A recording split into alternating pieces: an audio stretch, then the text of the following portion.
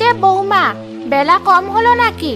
দুপুর যে হয়ে এলো, অথচ তোমার রান্না শেষ হওয়ার তো দেখছি কোনো নামগন্ধই নেই। বসে বসে কি করো শুনি? মা, আপনি এভাবে বলছেন কেন? আমি তো কাজ করছি। একা একা কাজ করতে একটু তো সময় লাগবেই, আর রান্না প্রায় শেষের দিকে। আমার মুখে মুখে তর্ক? তার মানে তুমি আমাকে বোঝাতে চাইছো যে তুমি একাই সব কাজ করো, আর আমি কিছুই করি না, বসে বসে শুধু খাই? সে কথা আমি কখন বললাম মা? আমি কি একবারও এই কথা বলেছি? সব কথা কি সবভাবে বলতে হয়? তুমি কি বোঝাতে চাইছো তা আমি ঠিকই বুঝতে পেরেছি। আমাকে আর কিছু বোঝাতে হবে না তোমার। আসল কাজ আমার ছেলে, সেই এর বিচার করবে। মা, আপনি শুধু শুধু আমার উপর রাগ করছেন।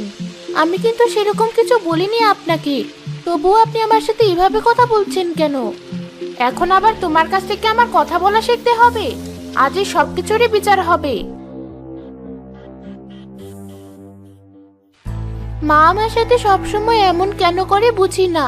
আমি তো সব কাজ সময় মতো করার চেষ্টা করি, তবু একটু দেরি হলে বা একটু খারাপ হলে মা আমার সাথে এমন করে। আমি কি করলে আমার শাশুড়ি আমাকে নিজের মেয়ের মতো ভালোবাসবে?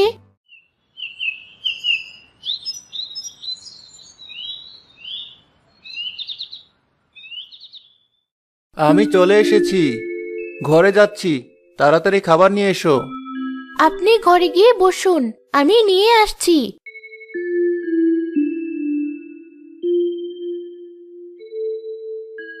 কামাল, বাড়ি চলে এসেছিস বাবা? হ্যাঁ মা, কাজ থেকে ফিরলাম মাত্র। এবার একটু আমার ঘরে আয় দেখি, তোর সাথে আমার দরকারি কথা আছে। হ্যাঁ মা, বলো। তোর বউয়ের কেমন মুখ হয়েছে জানিস?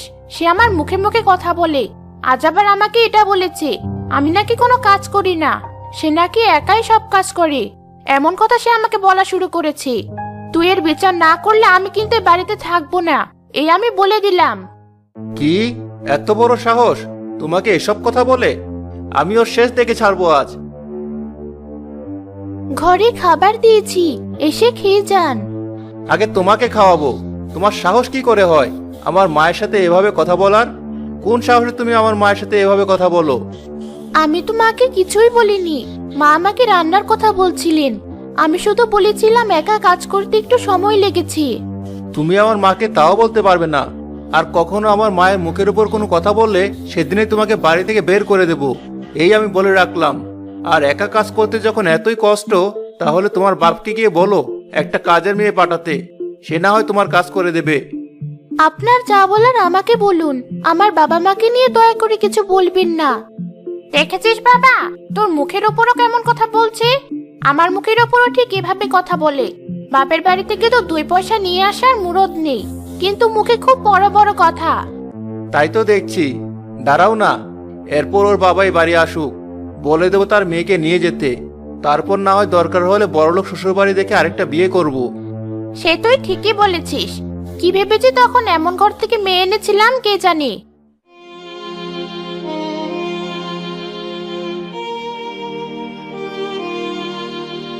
বিধাতা, কেমন কপাল দিয়ে দুনিয়াতে পাঠিয়েছিলে তুমি আমাকে। ছোটবেলায় মাকে হারিয়েছি, নিজের বাড়িতে সৎ মায়ের কাছে কাজের মেয়ের মতো বড় হয়েছি। বিয়ের পর ভেবেছিলাম শাশুড়ি হয়তো আমাকে নিজের মেয়ের মতো ভালোবাসবে, আমি তো তাকে নিজের মাই ভাবতাম। কিন্তু এখানেও আমি সে অবহেলিত, উপেক্ষিত। নিজের স্বামীর কাছে তো আমি কাজের মেয়ের চেয়ে বেশি কিছু না। এভাবে বিনুনি না করে কাজগুলো করো দেখি। রান্নাঘরটাকে নোংরাই না করে রেখেছো। আমি এখনই সব পরিষ্কার করছি মা। আমার কলাগুলো কেমন তাড়াতাড়ি বড় হয়ে যাচ্ছে, আর কিছুদিন গেলেই আমাকে কেটে ফেলবে, তারপর আবার বড় হতে হবে। এটা আমার আর ভালো লাগে না। কি যে জীবন আমার! অন্য গাছগুলো কেমন সুন্দর বছরের পর বছর বেঁচে থাকে, আর আমাকে কিছুদিন পর পর কেটে ফেলা হয়। এ কি, ওই বউটা মন করে কাঁদছে কেন? ঢং দেখো বউয়ের, বিয়ে হয়েছে, স্বামী আছে, সংসার আছে, তাও কেমন কাঁদছে। আমার মতো এমন জীবন হলে বুঝতো। মানুষ না হয়ে যদি এমন পাখি বা গাছপালা হতাম তাও ভালো হতো, আমাকেও তো কষ্ট সহ্য করতে হতো না। কটা ময়লা ফেলতে গিয়ে হারিয়ে গেলে নাকি? তাড়াতাড়ি এসে কাপড়গুলো ধুয়ে নিয়ে এসো, কাজে কি করে ফাঁকি দিতে হয় তা ওর কাছে থেকে শেখা উচিত। বউটার কথা শুনে অবাক হয়ে গেলাম। মানুষ হয়ে বলছে কিনা গাছপালা বা পাখি হলে ভালো হতো। আমাদের যে কত দুঃখ তা জানলে আর ও এই কথা বলতো না। কতদিন হয়ে গেছে মেয়েটাকে একটু দেখতে যাই না। কাল একবার মেয়েটাকে দেখতে যাব। তোমার মেয়ে তুমি দেখতে যাবে, সে তোমার ইচ্ছে, কিন্তু ভুলেও সাথে করে নিয়ে আসবে না বলে দিলাম। এটা তুমি কেমন কথা বলছো? মেয়েটা কতদিন হলো গেছে, একবার এসে একটু ঘুরে যাবে না? আর এভাবে ওকে ওখানে রাখলে ওর শ্বশুর বাড়ির লোকজন কি বলবে বলো তো? তোমার নিজের মেয়ে হলে কি তুমি এমন কথা বলতে পারতে? সেই তো, নিজের মেয়ে না, তাই আমি ওকে পালতেও পারবো না। তুমি ওকে নিয়ে আসবে না মানে না। আর যদি তুমি আমার কথা না শোনো, তাহলে আমি তোমার বাড়ি ছেড়ে চলে যাব। ঠিক আছে, তুমি থাকো। আমার মেয়েকে আমি না হয় এক পলক চোখের দেখা দেখে আসবো।